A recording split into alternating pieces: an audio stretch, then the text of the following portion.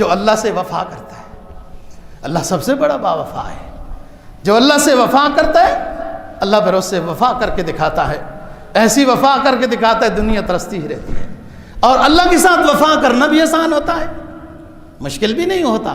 جن لوگوں کے ساتھ وفا کرنا مشکل، بجلی نہ بل بڑھاؤ تب پیسے دیں گے، چلو جی بڑھا دیا سر جی، گیس نہ بڑھاؤ پھر IMF والے پیسے دیں گے، چلو جی بڑھا دیا جی، پھر اچھا اب فلانا کام کرو، لوگوں کو آٹو میں یوں ذلیل کرو، کرا دیا جی، اور کیا کرنا ہے؟ اچھا اب فلانے ملک آپ کو اتنا ارب دیں گے تو پھر ہم دیں گے، کیا بات ہے جی۔ یہ لوگوں کے ساتھ وفا کا نتیجہ مل رہا ہے۔ اور جس ذات سے وفا کرنی تھی وہ مسلمان ادھر ادھر کہیں پھر رہا ہے، جس کے قبضے میں سب خزانے ہیں جی، وہ اس سے نہیں مانگا جاتا جو خود ہی کنجوس ہیں، وہ دنیا کی کھوپڑیوں کا ڈھیر لگا کے تالیاں بجانے والے ظالم، جو ملکوں کو تہس و نیس کر دیتے ہیں وہ ظالم، جو لوگوں کے اوپر ظالمانہ ٹیکس لگا کر ان کا جینا حرام کر دیتے ہیں، ان کنجوسوں، بخیلوں، ظالموں، لٹیروں سے آپ کیا قرض کی امید رکھتے ہیں اور کیا خیر کی امید رکھتے ہیں؟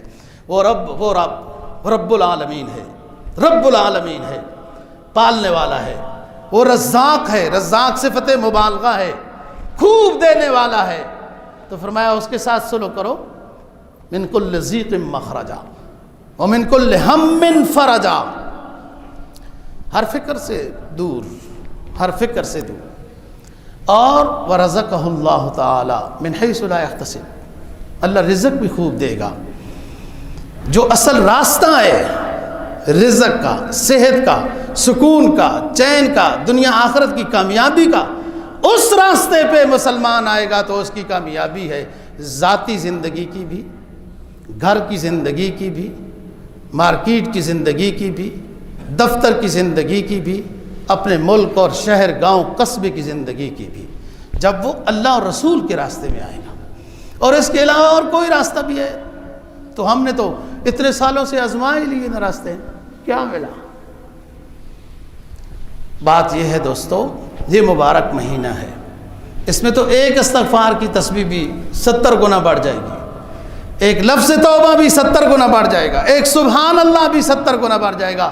یہ مبارک اور قیمتی گھڑیاں ہیں اور یہی جائے پناہ ہے، یہی نجات کی جگہ ہے، یہی جائے پناہ ہے، اور ہماری کوئی جائے پناہ نہیں ہے۔ نہ جہاں میں کہیں امان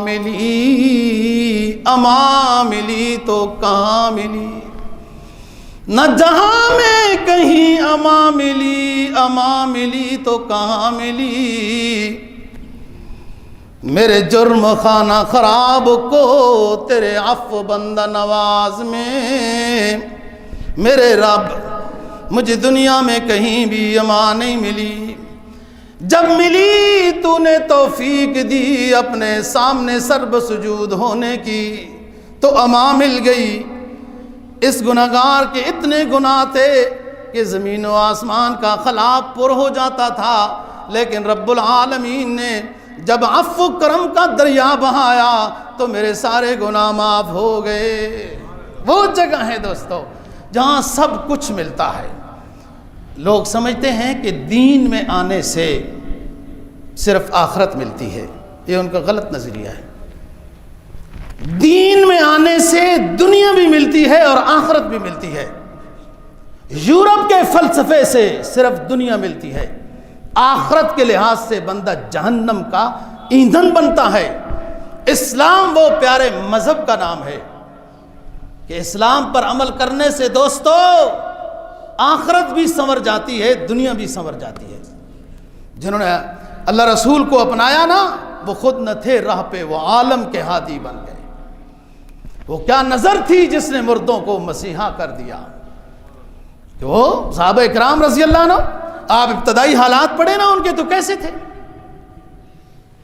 کپڑے کے لحاظ سے، رہائش کے لحاظ سے، کھانے کے لحاظ سے، لیکن جب سچی وفاداری میں آئے تو جو خود نہ تھے راہ پہ وہ عالم کے ہادی بن گئے۔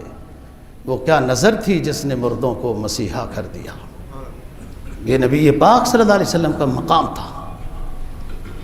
اس عظیم ہستی کا وہ کردار تھا، اس عظیم ہستی کی وہ تبلیغ تھی، وہ ارشادات، وہ ملفوظات، وہ تربیت کے وہ جملے تھے کہ ڈاکو قوم کے رہبر بنے، طرح طرح کی خرافات میں مبتلا لوگ ایسے ہیرے بنے کہ دنیا پھر ایسا ہیرا نہ لا سکی۔ اس کا مثل، نبی جیسا مثل تو لانا، اللہ نے خود کہا ہے کہ وہ ایک ہے جی، آخری پیغمبر ہے، در یتیم در یکتا ہے۔ نبی نے جن صحابہ کی تربیت کی ان کا بھی کوئی مثل نہیں لا سکا، وہ بھی اتنے اونچے بن گئے۔ کیوں اونچے بنے دوستو؟ قرآن حدیث کو اپنایا، قرآن حدیث کو اپنایا۔